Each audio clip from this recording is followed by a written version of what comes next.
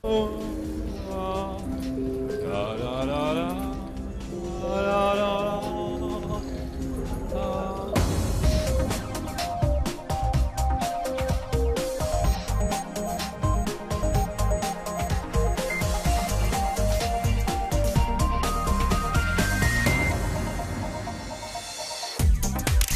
week on Click, we're taking part in art. We're at the exhibition that gives your wishes and your spirits wings. will.i.am's here. He's reinvented music, apparently. So has Bjork. We'll chat with her musical director. And we'll find out how our feelings can affect the stuff we watch and the stuff we buy. We've got all that, plus singing trees, the latest tech news, and Webscape too. Welcome to Click, I'm Spencer Kelly, and welcome to the Barbican Centre in London, home for the next 3 months to the Digital Revolution exhibition. This is where fashion, music, performance and technology all come together in one big, eclectic showreel of digital art. There's dancing, there's cartoon faces, smoking reflections and mobile phone birds. Yep, it's a right mixed bag. One of the big focuses here, though, is on using technology to enhance visual media, to get the audience more engaged with what they watch and even become part of the show. For example, this piece uses an Xbox Kinect to track my movements and then turn me into a very strange cartoon character. And I can interact with the various things that fly across the screen at the same time. Now, biometric data, such as the way you move, is becoming of particular interest to the film industry. And that's because it allows for the precise response of the audience to be measured. And that's information that could even be used to change the finished product. David Reed went to Cannes to experience an immersive screening for himself. Every year, Cannes Lions Advertising Festival gives industry bigwigs a glimpse at the latest emerging talent with the Saatchi & Saatchi New Directors Showcase. This year, it was an emotionally charged affair and there were nurses on hand. At least, I think they were nurses. Do either of you girls have any medical training at all? Yes, no. I am. I'm not. I'm a communication student. The audience was given smart bracelets. They purport to detect how people are feeling about what they're seeing and were developed by the collective behind Lady Gaga's tech house. First the devices were calibrated, then it's on with the show, with the bracelets glowing blue, green and red depending on the level of audience arousal. The skin holds so many clues to how we feel, our emotional responses to things. You know, our temperature changes. We know that we blush when we get embarrassed, for example.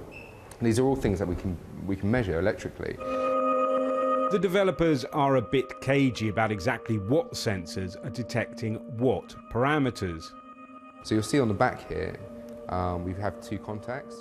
However, one thing the device appears to do is to run a current across the skin to measure resistance. We sweat when we get excited, for example, and EXO's device is designed to pick up these kind of emotional triggers. Data from the bracelets was used by the British company Marshmallow Laserfeeds to create laser art, depicting, for the audience's benefit, their collective emotions in real time. We've used it to control the geometry, so we've basically driven a parametric design, which includes kind of geometric patterns and also colours. But once you've got this data, we're really interested in what else you could do. EXO isn't the only outfit using wristbands as part of a live set. Earlier this year at South by Southwest, American startup Lightwave rolled out biometric bands which detected movement, audio levels, temperature, basically just how moshy it was getting in the mosh pit. Back in Cannes and Studio EXO believe emotional data could add a whole new dimension to these kinds of live events. These days, the live experience is paramount, and adding emotional technology into that is incredibly exciting because it's this new authentic layer where people can have really, really symbiotic experiences with their artists, with the films that they see, the theatre they go to, the games they're playing. There are wider applications for this technology beyond live events. Advertisers, for example, are interested in emotional tech to determine if their messages are really hitting home. People hide their emotions well. What you get is often only a reflection. It's why a technology like this, which gauges the physical reactions, the telltale signs behind emotions, can give you an honest insight into what people are really thinking and feeling.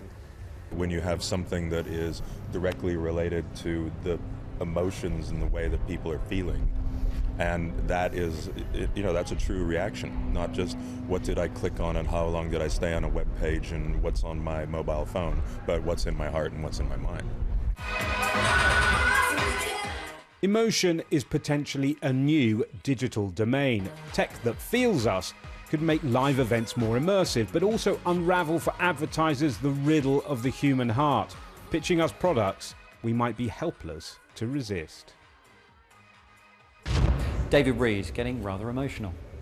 Now, some of the work on show here at Digital Revolution is by what you would call traditional digital artists. Some is by cinematic artists like this one. And there's one installation on show here which is the work of a music artist. That's artist stroke creative stroke producer stroke songwriter stroke technologist stroke geek stroke entrepreneur stroke artist. Did I say that already? It's will.i.am. He's one of the 4 Black Eyed Peas, and his music videos speak volumes about his love of tech. For the Digital Revolution show, he's co-created this work, Pyramidi, which involves, in part, reimagining the guitar, the piano, and the drum. The 3 new instruments live inside these pyramids and, controlled through a MIDI interface, play the tune that Will wrote to accompany the piece. That's him, by the way, looking down on it all from his face palace in the sky. What's the story behind Pyramidi then? We created a song for a museum, but then also created the instruments that the song is to be played through. We created a player band that play in unison to songs that, that have been inputted with MIDI. It's crazy, crazy, awesome, level, totally different level to create on. It's like so exciting. It just open up the whole gamut on anything's possible. People are walking around with their phones and their tablets, multitasking, living 2 lives at once. You go on a date with your loved one, your significant other, and you're not even there. You're tweeting. Both of you guys are tweeting. Right? It's kind of nuts. It's new though, but I just think this is just an interim. I don't think it's going to be like this forever. I think this is just right now. Right now, the cloud is something like we don't realize what we're giving away. Right? You don't realize that you're giving away everything for the sake of convenience. It's all new. Facebook isn't 20 years old. It's new, and it's big, and it's cool, but it's just right now. It ain't forever, especially when someone's gonna get hip to the fact that, wait a second, so you mean this company's worth billions of dollars just because I gave my stuff away, and I didn't get nothing for it? One day we're gonna wake up. And what will that future look like if we sleepwalk into it? You remember the movie The Matrix? Everyone was plugged into something, the ultimate data mining, and they just would rather be in this machine and totally forgot what real life was about. Everyone's following, everyone is liking, but on these social platforms, it's not understanding. There is no button to understand. They don't care if you understand what's popping off. So we have surrendered and surrendering so much for convenience, for free. Will, thanks very much for your time. Your thoughts on what Will said would be very welcome. On Twitter, we are at BBC Click. We're also on Facebook as well. Don't tell Will. Okay, next up, a look at this week's tech news. And we start with Facebook. A UK regulator is investigating whether the social network broke data protection laws when it conducted a psychological study on users without their consent. The test saw Facebook manipulate the news feeds of nearly 700,000 users to control which emotional expressions they were exposed to. 7 internet service providers have filed a legal complaint against the UK's intelligence agency, GCHQ, alleging it used malicious software against their networks. The ISPs from the UK, US, Germany, South Korea, the Netherlands and Zimbabwe are working with campaign group Privacy International on the complaint. The ISPs claim the alleged network attacks were illegal and undermine the goodwill the organisations rely on. The cost of surfing the internet on your phone while travelling in the EU has been cut by half as new rules have come into force. Changes, which activated on the 1st of July, see the cost of browsing fall to 16 pence per megabyte. The price of calling and texting has also been reduced. In April, the European Parliament voted to scrap roaming fees altogether, although this still needs final approval of all EU governments.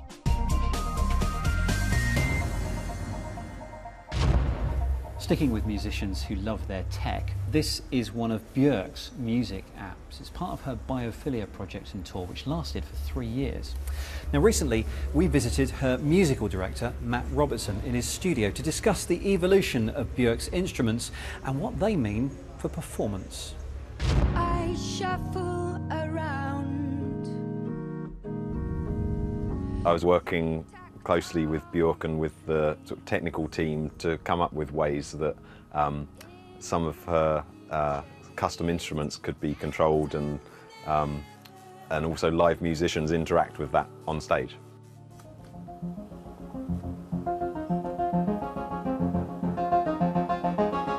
The Reactable is a visual synthesizer, I think is the best way to describe it.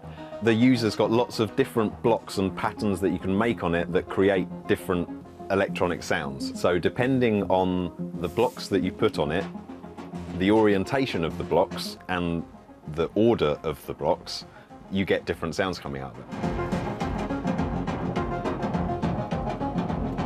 One of the things with playing something like a piano or an organ is that your hands tend to fall in particular shapes when you sit down and play it. Actually, wouldn't it be fun if there was a note down here and a note up there and then a bunch in the middle that you'd never really be able to reach, and then they all happen really quickly?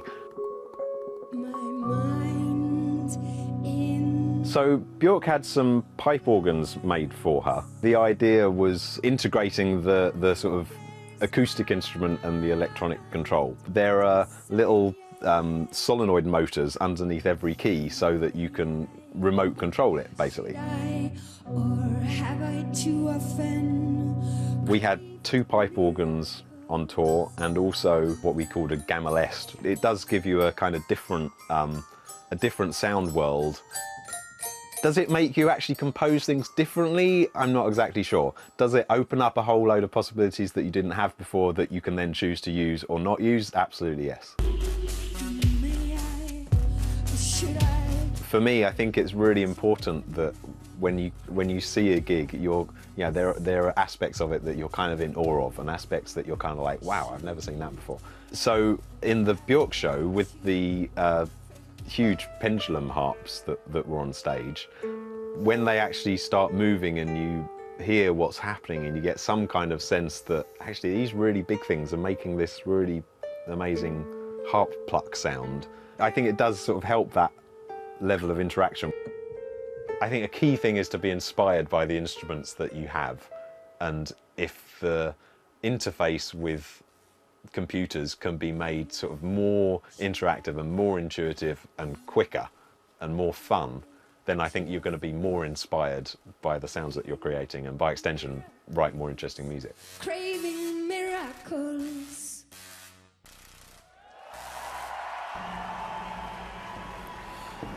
Matt Robertson.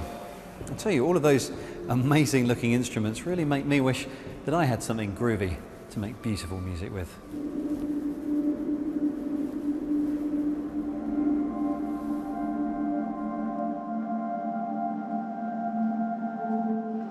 This is Forest, a dark, hazy space full of laser trees which you can wobble. Accelerometers atop each pole detect the slightest movement, and each one emits a different note as they move, meaning a walk through the woods will definitely invoke a weird, but I have to say, very soothing composition. I think it was a teacher, and all the kids that were interacting with the space had left, and they were left on their own in the environment, and they just started aeroplaning around. Basically, they became a big kid again, and that was a really nice moment. Now, if you wanted to buy a piece of art, ordinarily you'd do it at an auction, where the person with the most money wins. But one recent Swedish art auction didn't want cash or cheque. Instead, bidders registered their interest by making a more emotional investment. LJ Rich went to Stockholm to find out more. A glitzy art auction in Sweden. 25,000 euros worth of artefacts up for grabs. But put your wallets away, because money won't win you the prize. If you want a piece of art, right here is where you start paying with emotion. Pop into a private booth, get wired up, and then you're exposed to this, or this, or this, for 60 emotional seconds. This is a completely different auction. It's not that I can say that this is what I'm going to pay, I want it, but here is my feeling, is my emotion that has to pay for it. And if I don't feel, if I don't have enough emotion, I can't buy it, so this is really different. Welcome to the world's first emotional auction, where your biometric reading makes up your bid. So, how does it work? To run your own emotional excitement auction, you'll need an Arduino board, sensors, and a specially calibrated program, and probably Andreas, the developer. Two things are measured, your heart rate and your sweat. The posh term is galvanic skin response, or GSR, which sounds much more savoury. We're not going to judge you for having sweaty palms. We're going to take the change in the sweat on your fingertips. And we're also going to use a ear clip to get your heart rate as well. So we're going to combine these values. But it doesn't really matter if you feel happy about it, or if you feel sad or angry, or just don't be monotone, or just feel something at least. Back to the auction, and things are hotting up. The art pieces have been kept secret until the auction, so they will be revealed to the bidder right when they sit in front of it. And I'd love to see the film afterwards and see everyone's reaction. Well, it's clear some of these pieces may have been designed to get a response. And this lady's reaction won her, well, it's a candle holder. I didn't think about that. I didn't think that, oh, I really want it. I just thought about that it was a really fun piece, and, you know, it made me laugh, and I guess that means that I want it. Okay, I may not have won anything at the auction, but it did make me think, although this thing is only really measuring our heightened response to something as opposed to actual emotions, could there be a future where you could tell what I'm thinking? Knowing LJ, that will be something about music, I can guarantee it. Anyway, that was LJ Rich in Sweden. Back here at the Dev Art Room in London, a piece of art that also taps into your emotions. This wall of butterflies is called the wishing wall, and the first thing you have to do is make a wish into one of these microphones. I wish for world peace. That wish then becomes script on the wall, which then becomes a cocoon, which then becomes a new butterfly, which you can briefly hold in your hand before it takes flight. That piece of magic is thanks to, if you ask me, the real hero of this show, the Kinect motion sensor. Here, accurately detecting the position of the hand that the butterfly is projected onto, and elsewhere around the event, really allowing these pieces of art to interact seamlessly with viewers' movements. Different types of wish here at the wall create different coloured wings. My positive wish has given birth to a yellow butterfly, which then flutters off, presumably to make that wish come true. But more prosaically, one thing we all wish for in the world of tech is a better connection. So here's Kate Russell with Webscape. Not all mobile networks were made equal. In fact, different carriers often have better coverage in different areas, which is why Route Metrics is running a crowdsourced project to map the performance of services all over the world, helping you see what kind of connectivity to expect where you live. Currently, the app is being used to measure hundreds of operators in every continent. And as time goes on, the data will become more and more accurate. Use the map to hone into your area and then flip between available service providers to see which is likely to give you the smoothest connection. Contribute to the project with the iPhone and Android apps, but if you set the Android app to run continuously in the background, bear in mind there might be battery implications. Another connectivity issue is with Wi-Fi performance. There are lots of variables that can affect this, such as distance between your device and the router, or the number of walls the signal has to pass through. Android users can download the free Wi-Fi Analyzer app from Farproc to see at a glance how their wireless network is performing, and how many other people in the area are on the same channel. There are 13 channels in total, and most wireless routers are set up with channel number 6 as the default. So, if you live in a built-up area with lots of people using this channel, you might get better Wi-Fi speeds if you switch to a less crowded frequency. You can actually do this yourself quite easily. I want to break free. You need to access the router's interface by putting the IP address into a browser. Now you'll find this in the manual or on the bottom of your router. Once you've accessed the router interface with your username and password, which should also be in the paperwork that came with your router, look for the Wi-Fi settings, and the channel number should be selectable via a drop-down menu. Save and you're done. Hey everyone, it's Kristen coming at you from Stay at Home Single. Another quick and dirty trick to boost your range involves a little bit of craft work. I'm going to try something and use the shiny side facing outward to deflect my Wi-Fi. This super simple DIY tip uses tin foil to reflect and direct your Wi-Fi signal where you need it. There are loads of guides to do this online. Just search how to make a parabolic Wi-Fi extender with tinfoil. Once you've finished your little craft project, why not check out the before and after speeds on a site like speedtest.net? Are you serious? Kate Russell's Webscape. And just before we leave Digital Revolution here in London, I have to show you this. This is one of the major works here. It's called The Treacherous Sanctuary, and, well, watch this.